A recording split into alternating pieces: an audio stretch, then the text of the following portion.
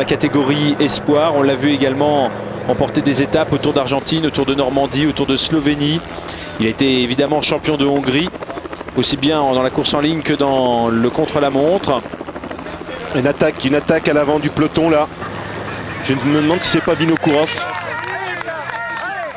Alors que Richard Virenque n'est plus qu'à 1 km 500 du sommet. Si, c'est Alexandre des 20 derniers kilomètres. Alexandre Vinokourov là qui vient d'attaquer. Alexandre Vinokourov qui a des attaches toujours du côté de Saint-Etienne. C'est une étape affective pour lui. Laurent Dufaux, je pense qu'il a fait l'effort pour revenir dans la roue. À jonction avec les deux hommes de tête. Oui, ils vont certainement pas se regarder. Regardez, Vinokourov qui insiste immédiatement, Dufaux qui suit. On aura beaucoup vu les coureurs de l'équipe Alessio. Après Martin Vastilla, on voit Laurent Dufaux qui tente de s'isoler à l'avant de la course, mais derrière on a réagi. Derrière on a immédiatement réagi, vous allez les apercevoir. Basso peut-être, non? Non. Bruylands. Effectivement, c'est Bruylands qui est revenu avec Alex Zule, avec également, j'ai l'impression, Javier Pascual Rodriguez de l'équipe Ibanesto et le peloton qui est là, en file indienne. On est dans le dernier kilomètre de l'ascension du col de la Croix de Chaubouré. Le peloton qui casse un petit peu, mais cela n'aura pas beaucoup de conséquences. La descente est assez longue pour qu'il se reforme et on a toutes les chances de voir se présenter au Cours Fouriel dans quelques minutes un peloton d'une quarantaine de coureurs pour se disputer la victoire au sprint. Bruylands qui accélère, qui porte une attaque. Attention, il va vite celui-là aussi. Il faut qu'il se retourne pour essayer de voir qui peut éventuellement participer à la poursuite. Personne n'y va. C'est donc le Vaudois qui fait l'effort pour revenir. Frigo qui fait l'effort. Ah oui, Dario Frigo qui est là et qui va revenir sur Dave Bruylands. Bruylands qui est l'un des grimpeurs de cette équipe de Meaux, qui sera très précieux pour Richard Virenque lors du prochain Tour de France. Oui, l'effort est fait par Dario Frigo. Dans la roue, on retrouve Laurent Dufaux. Ensuite, on a Vinokourov. Ensuite, on a Alex Zule. On a le coureur de chez Banesto avec dans sa roue Ivan Basso. Peter Luttenberger. Oui.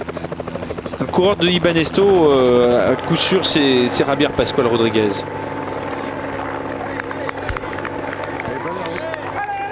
Alors que l'on signale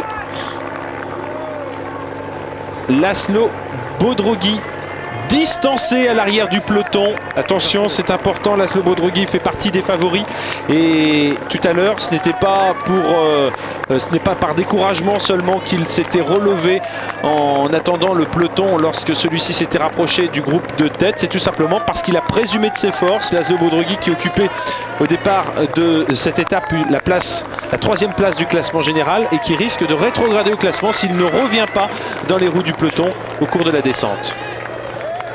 Ça fait les affaires de Didier Rousse. Didier Rousse qui était placé juste derrière Laszlo Bodrogi au classement. Alors que Dario Frigo continue d'insister dans le dernier kilomètre d'ascension. Regardez, il va même sprinter au sommet avec Alex Zule dans sa roue. Avec Laurent Dufaux en troisième position. Dario Frigo qui va marquer des points, probablement au Grand Prix de la Montagne. Ivan Basso qui va passer en quatrième position, je pense aussi. Voilà, là on va reprendre le vent favorable, on va tourner. Vent dans le dos au début de cette... attention, une attaque là, certainement qu'il va avoir une attaque. Et oui, regardez, coureur de l'équipe Euskaltel qui porte un démarrage pour faire les descentes. Alberto Martinez, non?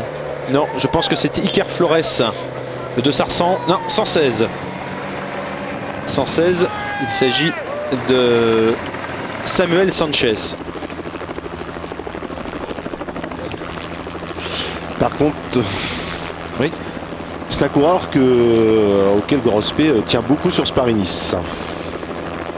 Samuel Sanchez, que l'on a déjà vu depuis le début de la saison. Il a récemment pris la 4e place du Tour d'Algarve au Portugal. Et c'est un coureur assez rapide au sprint. Enfin là, cette fois-ci, il a choisi de prendre les devants dans la descente.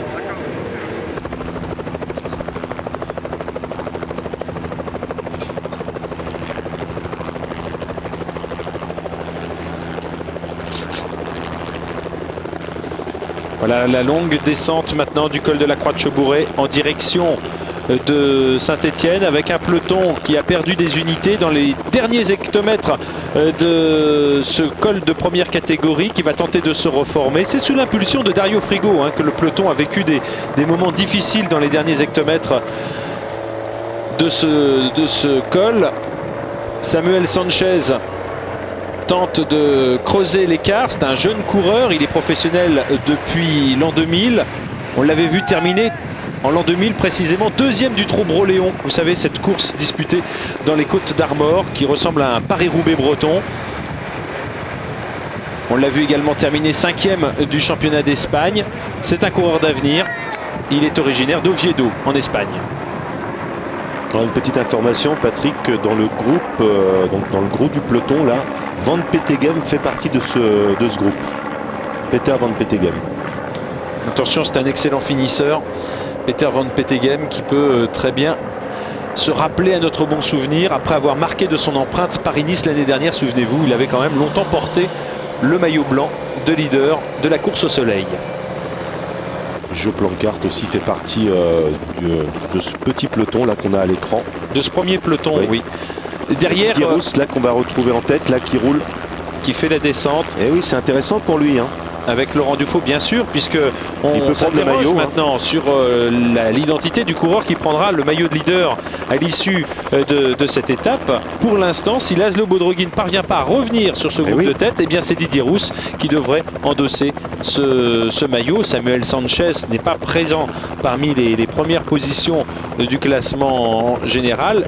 Et d'ailleurs, de toute façon, il faudra qu'il parvienne au bout de son effort pour pouvoir éventuellement nourrir quelques espoirs de remonter. Mais regardez, le peloton est là juste derrière lui. Mais là, beaucoup de coureurs vont être intéressés par la victoire d'étape. N'oublions pas les bonifications encore à l'arrivée. 10 secondes pour le premier coureur qui franchit la ligne. Ça peut intéresser Laurent Jalabert, ça peut intéresser surtout Laurent Jalabert. Vous l'a dit hier, je pense, les bonifications concerneront obligatoirement dans ce Paris-Nice les principaux favoris qui se disputent donc la victoire de cette 60e édition. Le peloton est scindé en deux parties. Une première partie qui est sur le point de revenir sur Samuel Sanchez, le coureur de 24 ans qui appartient à l'équipe Euskaltel et qui est sorti au sommet du col de la Croix de Chaubouré. Voici la première partie du peloton. Et puis derrière, il y a une deuxième partie, un deuxième peloton qui tente de revenir sur cette vue d'hélicoptère. On n'aperçoit pas pour l'instant le deuxième peloton. On est en descente. Les écarts ne sont cependant certainement pas très importants. Mais comme on roule très fort actuellement dans ce premier peloton, eh bien le regroupement risque d'être difficile pour les poursuivants. Oui, je crois aussi, parce que là, il y avait quand même une belle cassure. Et je pense que beaucoup de coureurs sont intéressés pour rouler en tête. Voilà, on retrouve Didier Rousse, Alex Zoulet.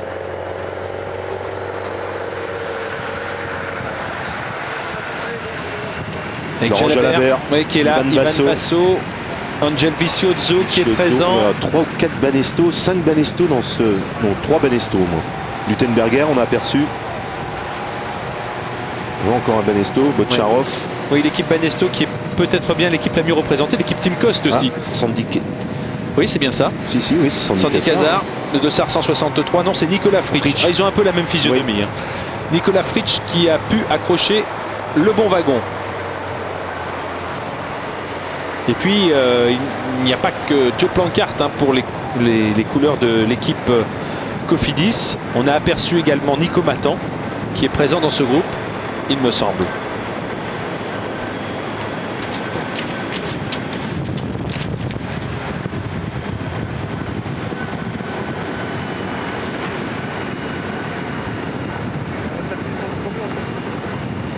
Ça roule très très vite là. Didier Rousse là qui fait l'effort aussi, bien entendu. Ivan Basso en tête maintenant.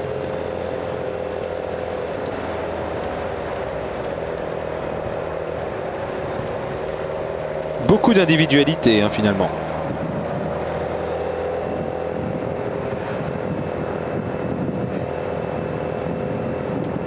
Et ce qui est surprenant, c'est qu'il n'y a plus le Richard Virenque dans ce groupe.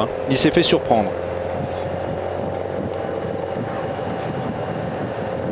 Allez, encore un coureur de chez Banesto là qui tente de sortir.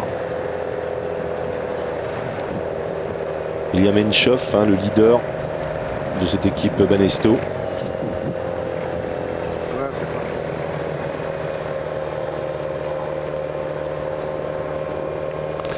Van Petegem.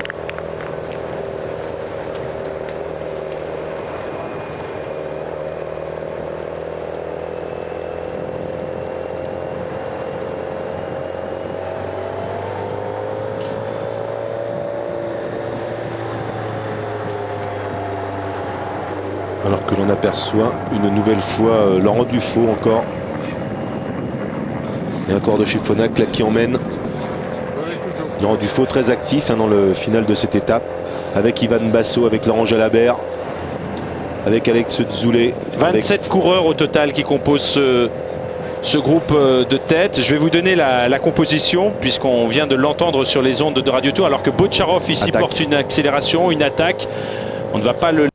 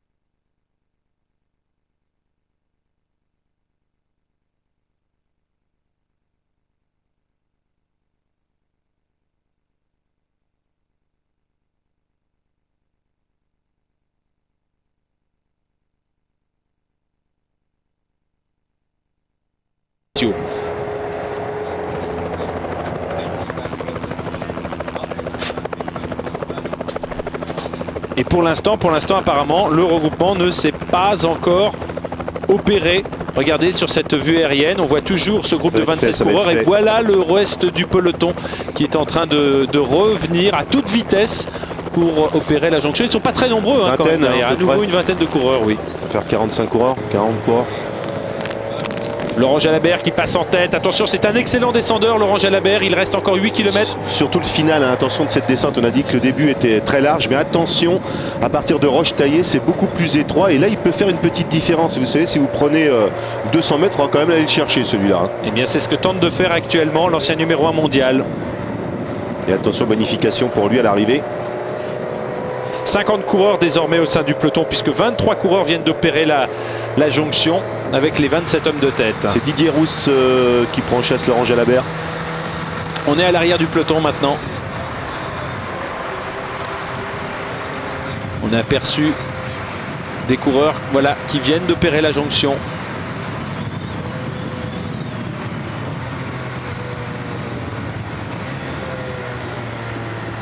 Il reste 8 km à accomplir.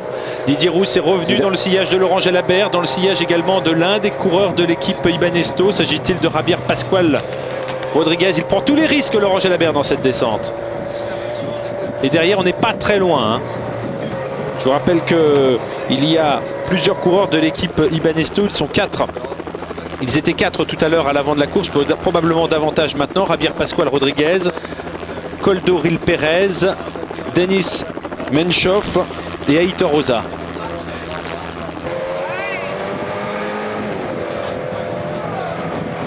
On signale que parmi les coureurs qui ont opéré le regroupement figure Richard Virenque, Il va falloir aller qui s'était fait surprendre tout à l'heure au sommet du col de la Croix-de-Chaubouré. Il va falloir aller chercher Laurent Jalabert là, parce que je peux dire que même Didier Rousse a du mal en fait à faire la jonction.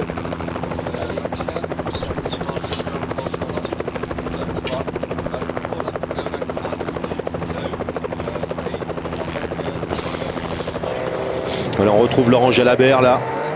Il est tout seul, attention, il y avait un coureur dans sa roue, il n'y est plus.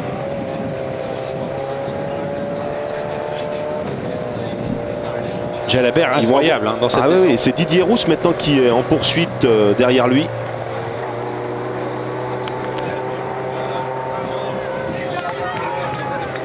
Et regardez derrière Jalabert, on a Rousse et le coureur de l'équipe Ibanesto, mais ensuite il y a quand même encore un trou, ils n'ont pas été repris les deux poursuivants.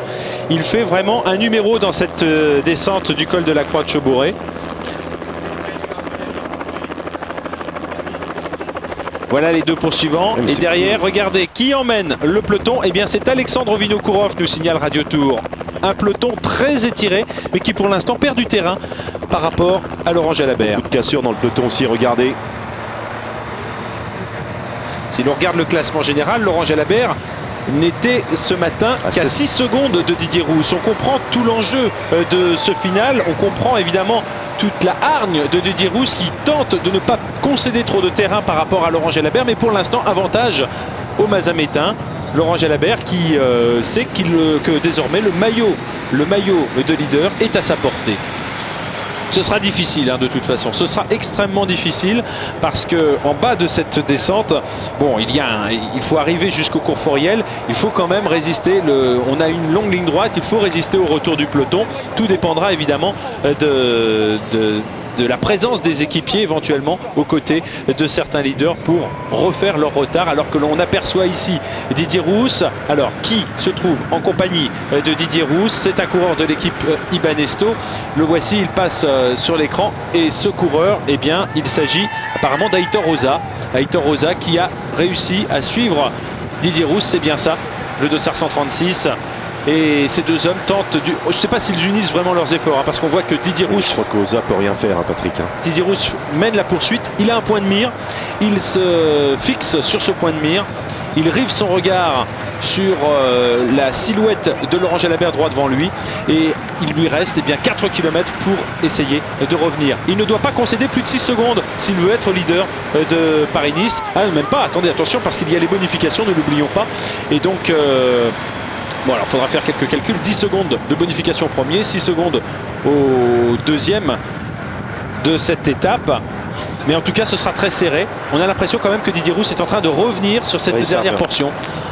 De revenir sur Laurent Jalabert. Il va revenir, je pense, il va faire la jonction avant la route qui est très étroite là, que l'on va bientôt prendre.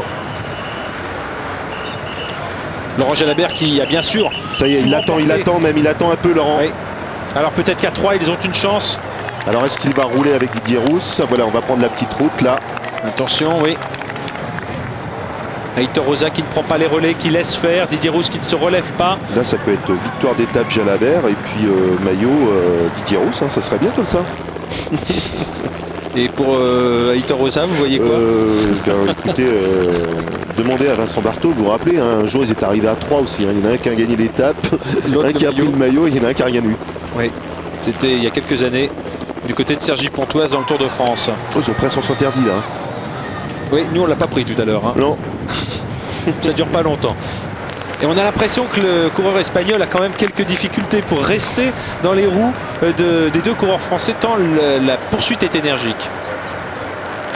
Ah, faut pas qu'ils se regardent là, s'ils veulent aller remporter l'étape et prendre le maillot sans problème.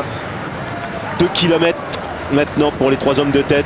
Ah, on a du mal à estimer la distance, le retard du peloton par rapport aux 3 hommes de tête. Voilà le peloton. C'est pas loin. Non, apparemment ils sont pas loin du tout. Dans ce peloton, il y a Peter Van Petegem qui est le dernier vainqueur de l'étape de Saint-Étienne dans Paris-Nice. C'était l'année dernière. L'arrivée était jugée du côté du stade Geoffroy Guichard. Là, l'arrivée est jugée sur bien sûr le Courforiel, qui est la grande avenue traditionnelle pour les arrivées du Tour de France, mais aussi très souvent de Paris-Nice. Saint-Étienne, donc, qui a l'habitude d'accueillir les grandes épreuves cyclistes. N'oublions pas que c'est quand même le siège de l'ancienne manufacture des cycles. Voilà Laurent Jalabert ici, qui a fait une course d'attente que l'on n'a pas vu, à contrario par rapport à des coureurs comme Richard Virenque, que l'on n'a pas vu tellement durant cette étape dans les différentes difficultés, tout comme Didier Rousse. Ils ont été fort discrets. Passage sous la flamme rouge maintenant. Ils donnent toute leur énergie dans le final de cette étape. On sait que Paris-Nice se joue parfois à coup de secondes. Ils ont compris qu'il n'y a pas de petits bénéfices et que s'ils peuvent parvenir en tête sur le Courforiel et se disputer la victoire d'étape avec ne serait-ce qu'une avance infime sur le peloton, ils n'auront pas pour autant perdu leur temps, car tout ce qui est pris n'est plus à prendre. Et en ce qui concerne Laurent Jalabert et Didier Rousse, évidemment ils sont conscients qu'il y a également des bonifications, ces bonifications qui pourront faire la différence à l'issue de Paris-Nice, même s'il reste encore 2 arrivées au sommet à disputer avant le terme de cette épreuve dimanche sur la promenade des Anglais à Nice. Ah là, faut plus regarder là. Mais voyez le trou est fait derrière, donc ils vont forcément être pour la gagne de cette étape, ces 3 coureurs. Et bien entendu, moi je vais jouer Laurent Jalabert. Un seul parmi ces 3 coureurs a connu la victoire depuis le début de la saison. C'est précisément Laurent Jalabert en remportant le Tour du Haut-Var. Didier Rousse n'a pas encore gagné cette année la moindre épreuve. Et avec un maillot de champion de France sur les épaules, Didier Rousse aimerait bien inscrire un joli succès ici sur le Courforiel à Saint-Étienne pour la 3e étape, alors que le sprint est lancé. Laurent Jalabert qui ne va pas laisser de suspense et qui remporte cette étape à Saint-Étienne devant Didier Rousse et devant Aitor, alors que derrière le sprint est lancé, un sprint qui va être remporté probablement par Peter Van Petegem. Peter Van Petegem devant Joe Planckaert, alors que pour la 3e place, on retrouve Alexandre Vinokourov, qui décidément est habitué aux places d'honneur ici à Saint-Étienne, ville dont il a fréquenté le club, l'entente cycliste de Saint-Étienne il y a quelques années. Saint-Étienne où Vinokourov avait fait ses débuts donc au plus haut niveau. Voilà Laurent Jalabert qui s'impose donc dans cette 3e étape. Le Mazamétain qui signe son retour sur Paris-Nice, cette fois-ci par une victoire. Rappelons qu'il a inscrit à 3 reprises la course soleil à son palmarès. Le point rageur, Laurent Jalabert marque donc de son empreinte cette étape, et Didier Rousse devrait, selon toute vraisemblance, c'est une certitude, prendre le maillot de leader de l'épreuve, le maillot jaune et blanc.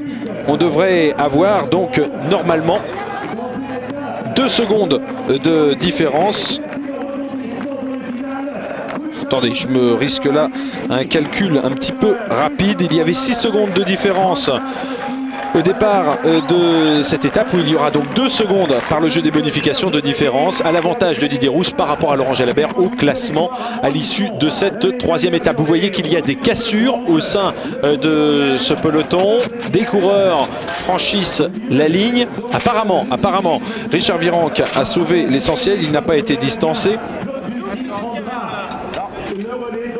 Et l'on voit Laurent Jalabert qui passe la ligne, le point rageur, et qui va dans quelques instants répondre, je pense, aux questions de Jean-François Bernard. On aperçoit Didier Rousse ici qui lutte comme il peut, mais face à la pointe de vitesse de Laurent Jalabert, il était impossible de pouvoir rivaliser.